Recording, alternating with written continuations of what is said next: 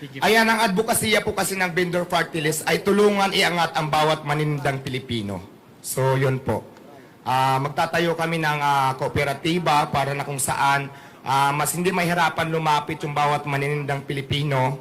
Tapos, mayroon din kaming gagawin mga advokasya namin na yung mga vendors na kailangan natin iayos, lalo na po katulad sa akin, dati lang po ako street vendors, doon po, yun po ang isa sa mga tututukan ko din para po yung walang mga pwesto, pwede natin tulungan para magkaroon ng mga pwesto, abot lang din sa kanilang makakaya. So, ganon. Sino pa po?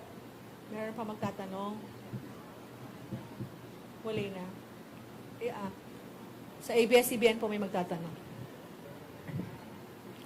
Ay, magandang hapon, Diwata. Sino yung first three nominees ninyo? Ayan, yung first three nominees po namin, kasama ko sila, nandyan sila ngayon. Binanggit ko kanina, si Tita Malulipana, Sir Lawrence Pisigan, at saka si Ma'am Cheryl. So, sila po yung tatlo. Oo, bakit ikaw yung mas pinagsalita nila ngayon? Kasi alam ko din naman na mas marami magtatanong pag nandito para sa akin. Kaya ako yung umakyat talaga. Nag-voluntary para umakyat dito na ako na lang yung magsalita. Okay. Tapos isa na lang, Diwata, yung vendors party list, kapag nangyari na natuloy sa Kamara, ano specifically yung isusulong yung panukalang batas? Kasi marami ng party list groups ang nagre-represent sa mga maralita, sa mga mabababa na mga ang trabaho o ang kabuhayan, ika nga. Ayan, ang mga batas na tulad ng sinabi ko kanina, na magkaroon, kasi di ba sa dami ng party list, pero wala pa po kasi nagre-represent ng vendor party list. Nandito kami ngayon para maging boses sa lahat po ng mga vendors, para tulungan po, magtulong-tulong kami para may angat po ang mga vendors sa buong Pilipinas. Okay. Meron pa pong magtatanong? Robert Mano? Teleradyo po yan, Mr. Diwata. Hi sir, magandang hapon. If ever lang ba mabigyan kayo ng pagkakataon na makapagsilbi, makakuha kayo ng pwesto sa Kamara pagdating ng halalan sa Mayo, paano ninyo hahatiin yung oras ninyo? Let's say for example, dahil nominado din po kayo dito, kahit na pang-apat kayo, it would entail a lot of works, di ba? Kailangan nyo pong pag-aralan yung mga panukalang batas na isusulong ninyo. Hindi po ba magiging hadlang ito para doon sa mga negosyo nyo naman na pinapasok ngayon? Hindi po, kasi sa business ko bilang isang Diwata Pares, may mga tao naman po ako na nag-handle na mapapagkatiwalaan ko. Kaya yung oras ko, kaya naman po i-divide kung saan dapat. So, binibigyan nyo ng garantiya yung publiko na ano po ang mas focus ninyo ngayon na dahil tinanggap ninyo yung nominasyon, yung pagtitinda po natin, pagiging vendor o yung mga advocacies at panukalang batas na isusulong ng inyo pong party list group? siyempre magpo-focus tayo sa party list, pero hindi naman pwedeng pabayaan ko rin yung tindahan ko. So, yun. Bibigay po ba kayo ng Anli Pares sa Kamara? Ay, bakit hindi kung gusto nila?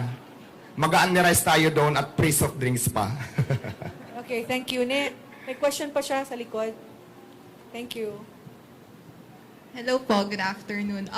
Since kayo po yung fourth nominee ng Vendors Party List, ano po yung nag-udyok sa inyo para sumabak po dito po sa party list and sa... Ayan, ma'am, base kasi sa mga karanasan ko, siguro naman maraming nakakakita dito sa social media kung paano ako may paglaban bilang isang vendors.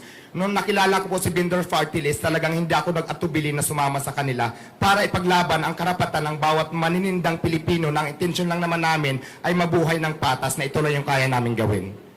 So yun po, maraming salamat. Thank you. Please.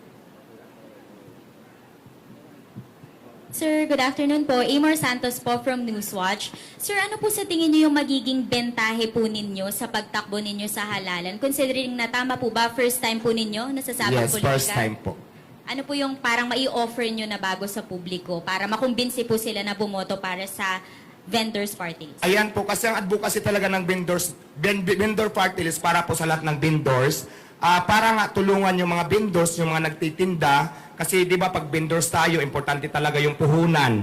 Hindi kasi makapagtinda kung wala kang puhunan. Isa pa yan sa mga advokasya namin na dapat namin gawin pag binigyan kami ng pagkakataon para makaupo dyan sa pwesto. So, yun po. batas po, paano po iyon? Gusto niyo pong magkaroon ng batas na magbibigay ng puhunan po sa mga vendors? Paano po ba yung specific yung bill? sa batas kasi, ito kasi yung dapat bilang isang vendor talaga kasi naranasan ko talaga kung paano talaga makipaglaban sa mga, di ba, nakiklearing tayo. Ang batas na gusto kong gawin, tapos lalong-lalo na po yung sa karanasan ko din na medyo yung permit medyo napakahirap, yun kasi ang naisip ko. Gusto ko mag-implement ako ng batas sa pag-aralan na para mas mapadali. At susunod tayo sa batas talaga, pero yung hindi mahihirapan yung bawat maninindang Pilipino na kagaya lang naman sa akin, mga small business lamang po kung tawagin. So parang ganun po yung naisip ko.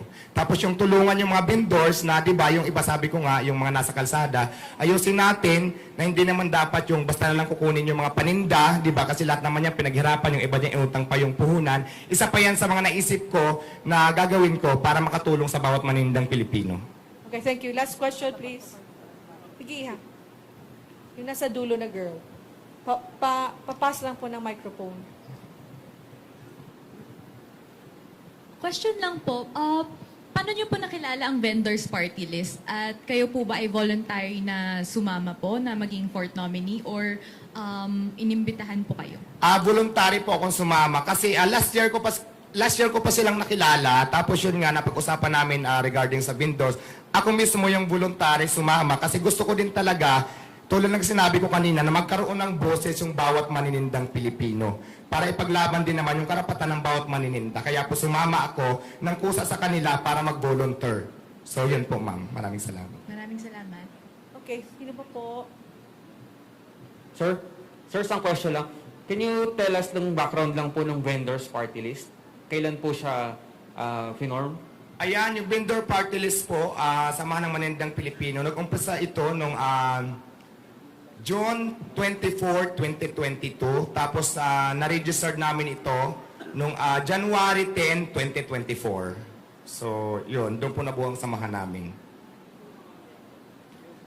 Ang mga miyembro nito ay street vendors, tapos yung mga nagtitinda sa palengke. Tapos mayroon din naman, member kami na hindi siya vendors, pero ang willing silang tumulong sa mga vendors din na may angat yung bawat manininda. So hindi lahat ng member dito, mayroon din mga ilan-ilan na hindi sila literal na nagtitinda. So, pero ang advocacy is para makatulong sa bawat manindang Pilipino. Thank you.